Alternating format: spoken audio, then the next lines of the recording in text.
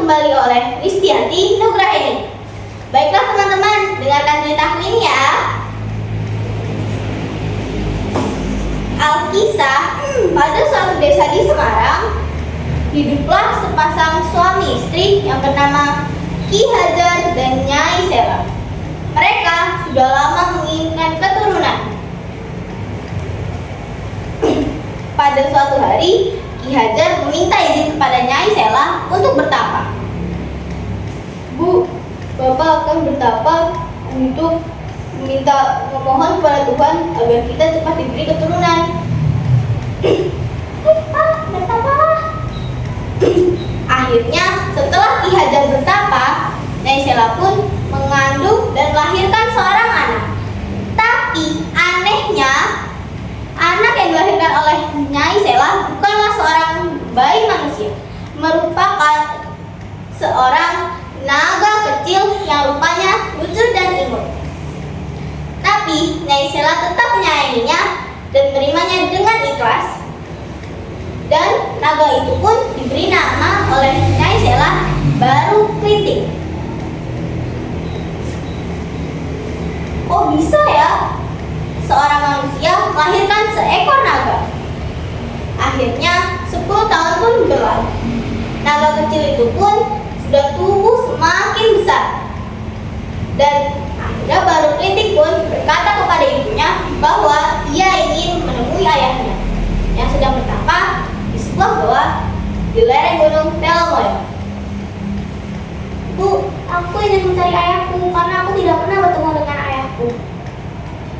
Tetapi ibunya tidak mengetahui di manakah tempat ayahnya bertapa. Ya nak, cari saja. Namun ibu tidak mengetahuinya di manakah tempat ayahmu bertapa. Akhirnya Baru Klinting pun mencari sendiri dan menanyakan kepada beberapa orang di manakah tempat ayahnya bertapa. Setelah melewati gunung, menuruni lembah, dan menyeberangi sungai, ia pun sampai ke dalam gua di lereng gunung Telomoyo. Akhirnya ia bertemu dengan ayahnya dan mereka berdua saling melepas rindu. Setelah mereka berdua berbincang-bincang, akhirnya Baru Klinting pun menyatakan keinginannya untuk menjadi manusia seutuhnya. Pak, aku ingin menjadi manusia seutuhnya. Bagaimanakah caranya? Ayahnya pun memberinya petunjuk untuk bertapa di Bukit Tugur. Bertapalah nak di Bukit Tugur, dan perjalanan tidak terlalu jauh dari sini. Akhirnya Baru Klinting pun berpamitan dan berjalan menuju Bukit Tugur. Setelah ia sampai di Bukit Tugur, ternyata di dekat situ sedang ada pesta rakyat. Warga yang kaget dengan kedatangan naga itu langsung memburunya dan menangkapnya untuk jadikan hidangan lezat. Nyam nyam nyam. Akhirnya naga malang itu pun tewas seketika dan langsung disantap oleh seluruh warga desa. Tak lama kemudian, tiba-tiba dari balik hutan muncullah seorang anak kecil yang badannya dipenuhi oleh luka dan berbau amis. Ternyata anak itu merupakan jelmaan dari naga kecil Baru Klinting. Anak itu pun merasa bingung, ia sedang ada di mana dan ia merasakan lapar. Anak itu pun akhirnya memasuki kerumunan untuk meminta sedikit makanan. Bu, Pak, bolehkah aku minta sedikit makanan? Aku sangat merasa lapar. Tidak boleh, kau sangat berbau amis dan menjijikan. Pergi sana. Baru Klinting pun merasa sedih karena ia tidak berhasil mendapatkan makanan. Terlihat dari kejauhan, ada seorang nenek tua yang merasa iba padanya dan mendekatinya. Tuh, pulanglah bersamaku. Aku akan memberikanmu sedikit makanan.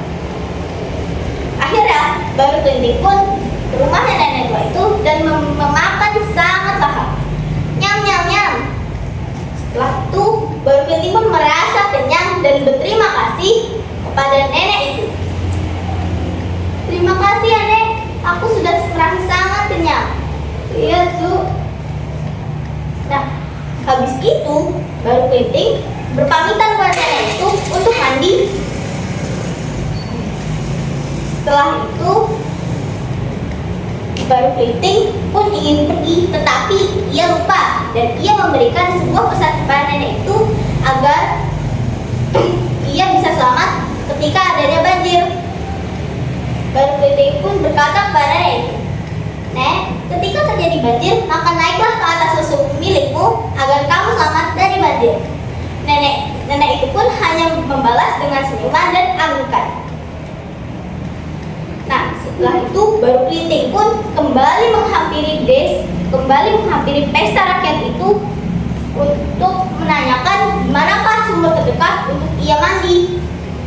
Setelah itu warga pun melihat kedatangannya kembali dan warga kembali merasa jijik dengannya dan langsung mengusirnya. "Hei, mengapa kamu datang kembali? Pergilah sana. Kita tidak akan memberitahu di manakah sumur terdekat paman. Bikinlah sendiri sumurmu sendiri." Baru Kelinting pun merasa sedih karena ia tidak jadi mengetahui di mana sumber terdekat itu. Cuman ia melihat sebatang lidi dan ia pun langsung mengambil sebatang lidi itu dan menancapkannya ke dalam tanah.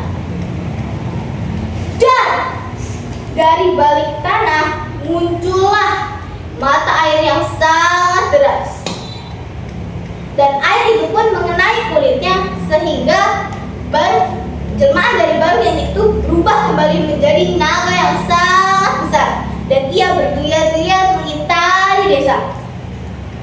Setelah itu desa yang tadinya dipenuhi dengan banyak manusia tenggelam, tiada bersisa dan tersisa hanyalah air.